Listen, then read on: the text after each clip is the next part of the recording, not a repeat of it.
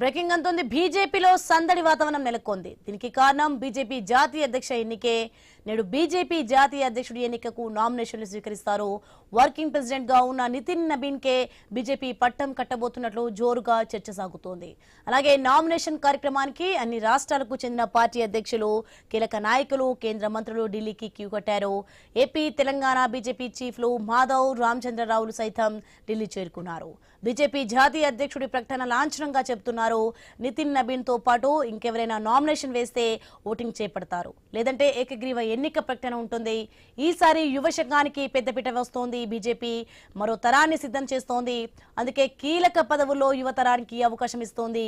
ఎవరైనా BJP RSS సిద్ధాంతాలతో మిళితమయ్యారో, బీజేపీలో నాయకత్వ పటిమ కనబరుస్తున్నారో వారిని ఎంపిక చేసుకుని కీలక బాధ్యతల్లో కూర్చోబెడుతున్నారు. ఇక ఆ క్రమంలోనే బీహార్ కు చెందిన నితిన్ నబీన్ కు పెద్ద పదవి వివరించింది. రైట్, ఇదే అంశానికి సంబంధించి మరింత సమాచారం మా ప్రతినిధి ఏవై స్వామి ఫోన్లలో అందిస్తారు. స్వామి, నేడు బీజేపీ జాతీయ అధ్యక్షుడి ఎన్నికకు నామినేషన్ దాఖలైనట్టుగా తెలుస్తోంది. దీనికి సంబంధించిన డీటెయిల్స్ ఏంటి? సోని, బీజేపీ జాతీయ అధ్యక్ష పదవికి నేటి నుంచి నామినేషన్లు కొనసాగుతాయి. ఇప్పటికే బీజేపీ వర్కింగ్ ప్రెసిడెంట్ గా కొనసాగుతున్న నితిన్ నబీన్ కే బీజేపీ జాతీయ అధ్యక్షుడిగా పట్టం కట్టే అవకాశం కనబడుతుంది. దీనికి సంబంధించి ఇప్పటికే బీజేపీ నేతలంతా కూడా ఢిల్లీకి క్యూ కట్టారు.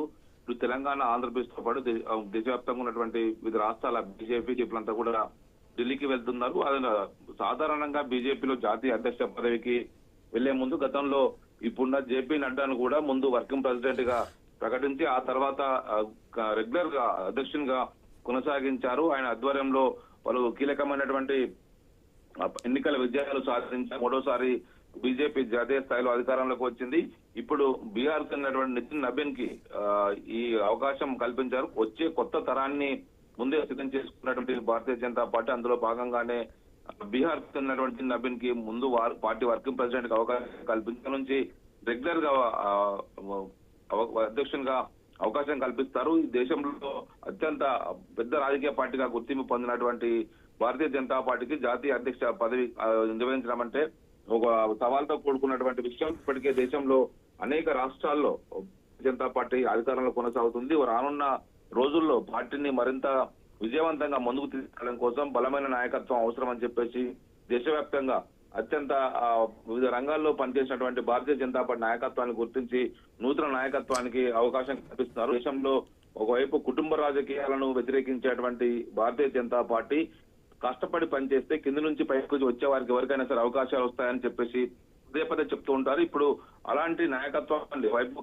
మోడీ కావచ్చు, ఇప్పుడు అమిత్ షా కావచ్చు, జేపీ నడ్డా కావచ్చు, గతంలో వాజ్పేయి, అద్వానీ లాంటి వారంతా కూడా పార్టీలో అతి సామాన్య కార్యకర్తగా తమ కెరీర్ ను ప్రారంభించి జాతీయ అధ్యక్ష స్థాయి వరకు చేరుకున్నటువంటి నాయకులందరికీ కూడా అందరికీ ఒక రోల్ మోడల్ గా చెప్తూ ఉంటారు. భారతీయ జనతా పార్టీ ఒకవైపు డైనాస్టీ పాలిటిక్స్ ను వ్యతిరేకిస్తుంది. దేశంలో కుటుంబ పాలన అంతం కావాలి, ప్రాంతీయ పార్టీలన్నీ కూడా కుటుంబ పాలన మునిగి తేలుతూ దేశ రాజకీయ ప్రయోజనాలు పక్కన పెట్టి కుటుంబ ప్రయోజనాల కోసం పాటుపడతాయని చెప్పి ఆరోపించేటువంటి భారతీయ జనతా పార్టీ కొత్త నాయకత్వానికి అవకాశం కల్పిస్తుంది. గతంలో ఒకవైపు భారతీయ జనతా పార్టీ యువమోర్చలో పనిచేసే అనుభవం ఉన్నటువంటి నితిన్ నబీన్ కి ఇప్పటికే 5 సార్లు బీహార్ లో ఎమ్మెల్యేగా గెలుపొందారు.